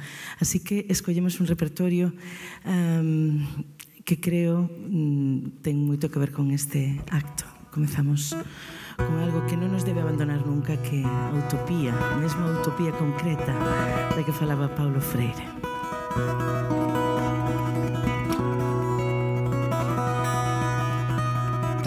Seca Afonso.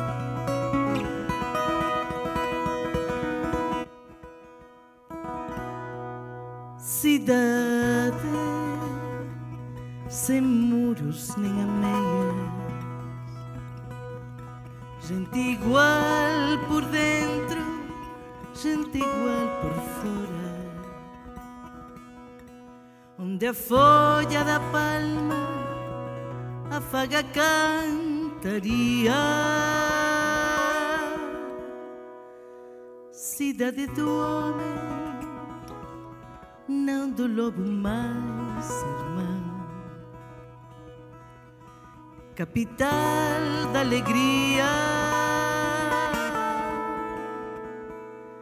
braço que dormes nos braços do rio, toma o fruto da terra, é teu, a ti o deves, lança o teu desafio.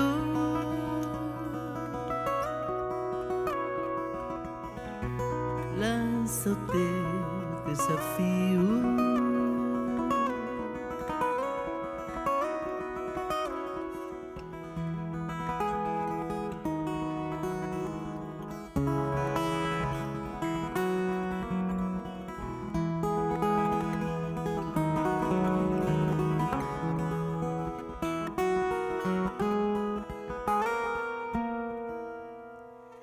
Homem que olhas nos olhos que não negas,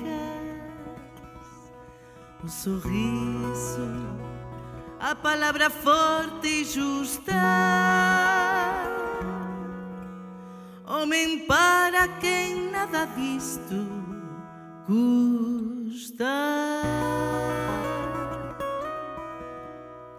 Será que existe lá para as margens do Oriente este rio, este rumo, esta gaivota?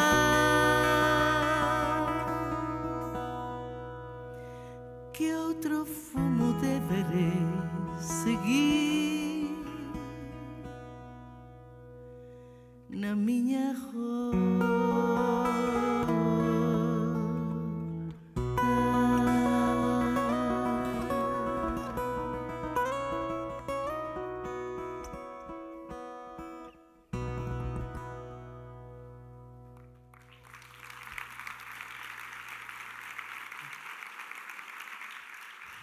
Muito obrigada.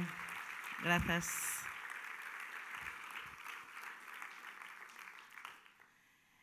Acompáñame un maravilloso guitarrista e creador brasilego, xa non é nin brasileiro nin galego, é unha mestura das dúas cousas, que a sentía tamén mentre escoitábamos os discursos tamén coa necesidade dun cambio e dunha mudanza tamén no seu país, no Brasil.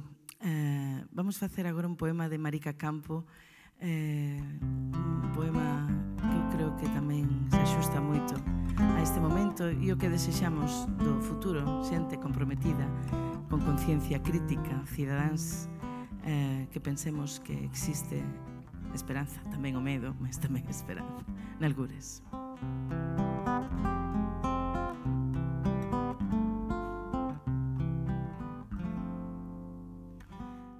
Nalgures andarás nalgunha guerra, quizás nunha cidade destruída, os manda entre os cadáveres a vida, que o oficio de vivir nunca te aterra, sempre a loitar coa xente que se aferra, os sonhos e que aposta na partida, ainda cando a causa está perdida, e mesmo cando sabe ben que erra, pintando arcos da vella na tormenta, liñas pintadas como a pontes, cousas de non matar e volvoretas.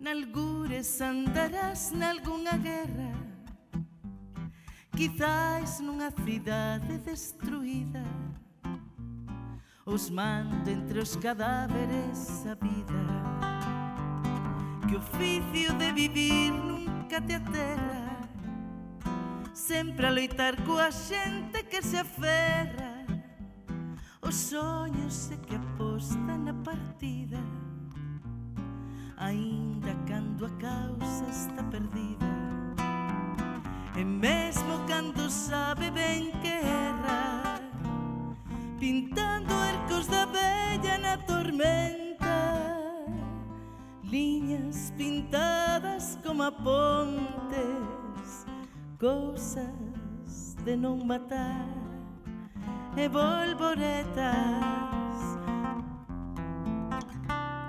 Así te podo ver sempre a mantenta, onde se movan máis os horizontes, que as ondas do teu mar nunca están quietas.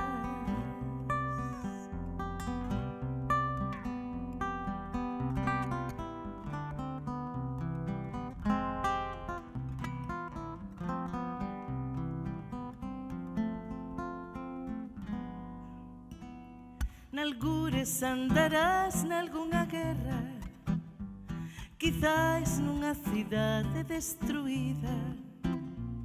Os mando entre os cadáveres a vida, que o oficio de vivir nunca te aterra.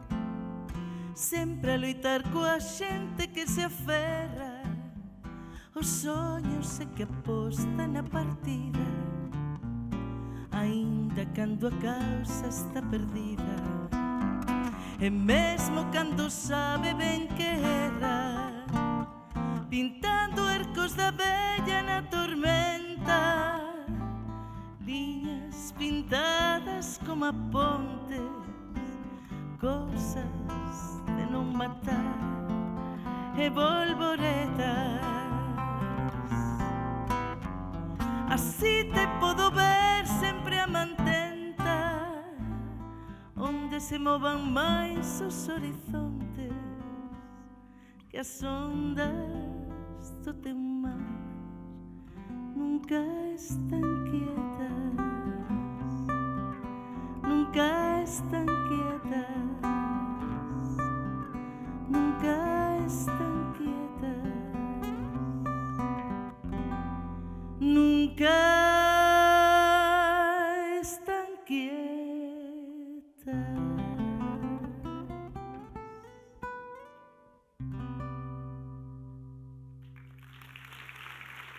Sergio Tanos.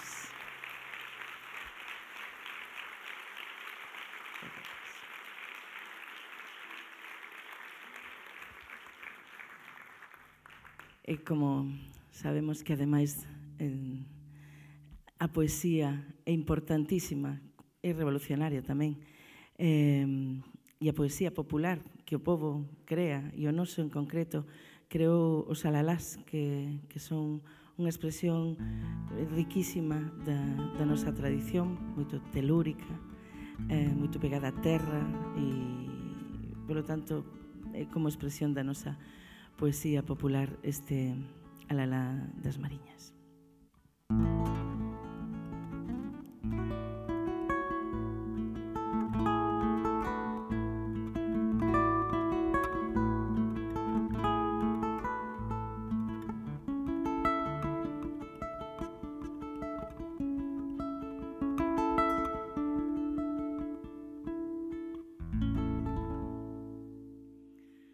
Teño unha casiña branca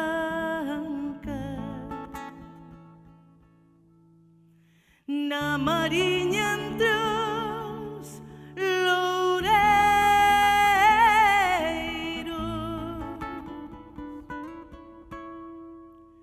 Teño amores, teño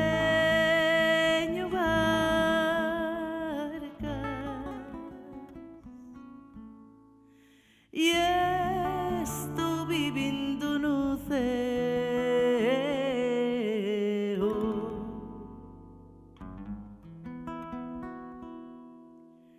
Ai la lelu, ai la la lo,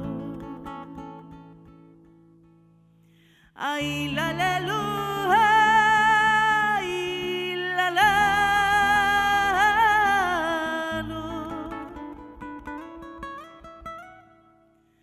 Ay la lelu, ay la la lo, ay la lelu, ay la la lo.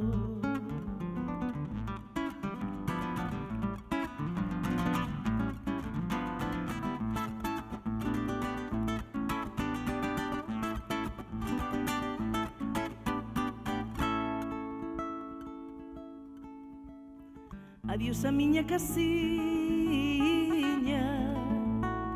por de lodo me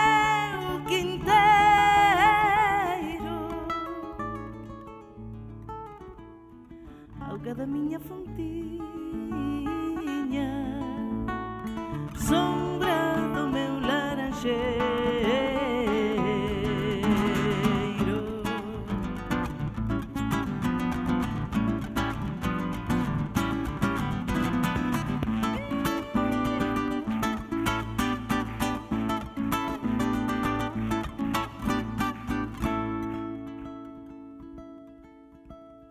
Ay la lelu, ay la lo, ay la lelu, ay la lo,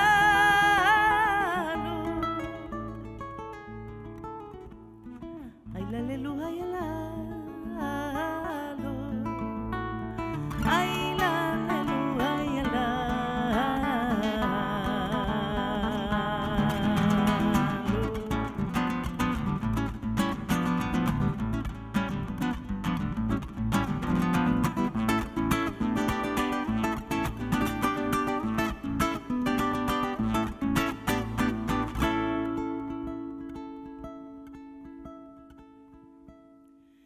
E así eu sigo cantando,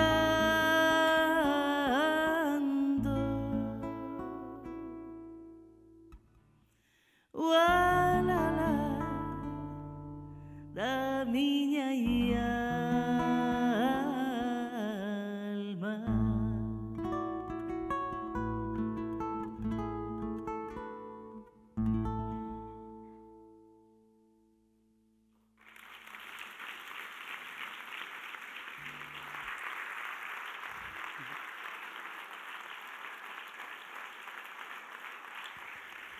Moitas grazas.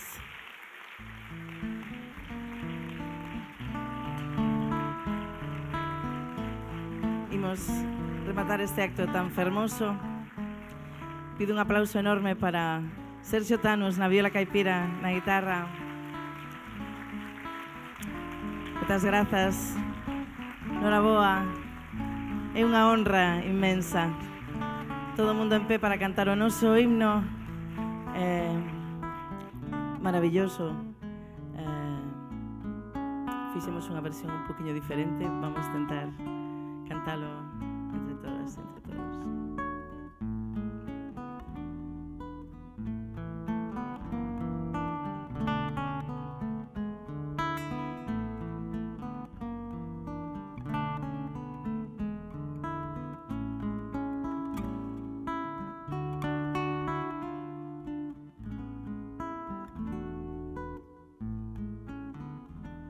Que din os rumorosos na costa verdecente, o raio transparente do plácido luar, que din as altas copas de escuro arume arpado, co seu ben compasado, monótono fungar.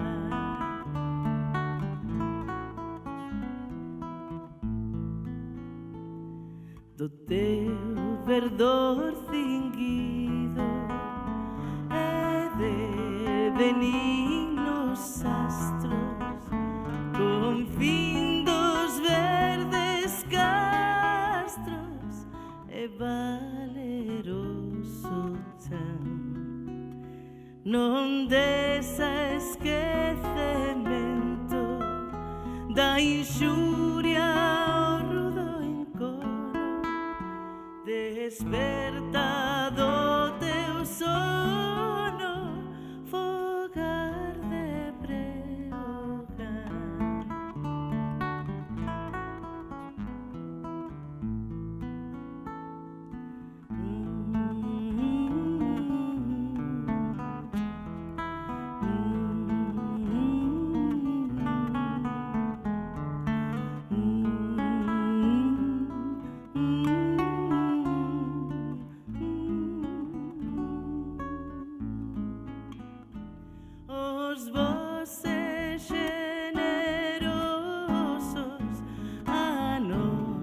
a voz entende e con arrobo atende o noso roco son, mais os ignorantes e feridos e duros, imbéciles escuros, non nos entenden, non.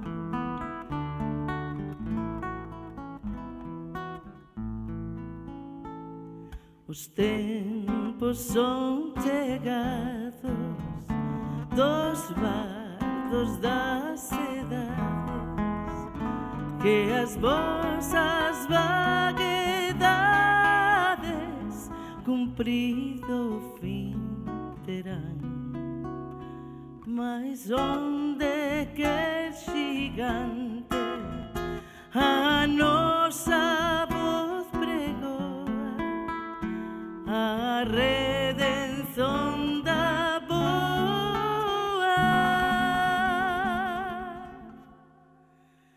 nazón de Breogán, nazón de Breogán, nazón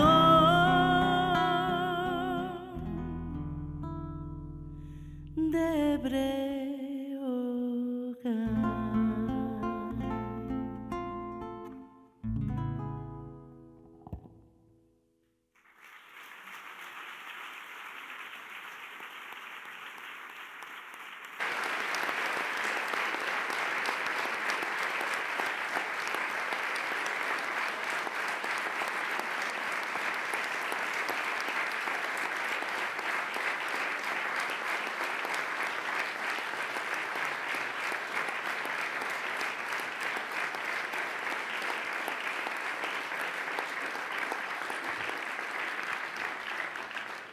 Moi boas gracias a todos, damos por rematado o acto e se servirá un aperitivo de honra abaixo na cafetería, estades todos e todas convidados. Moitas gracias.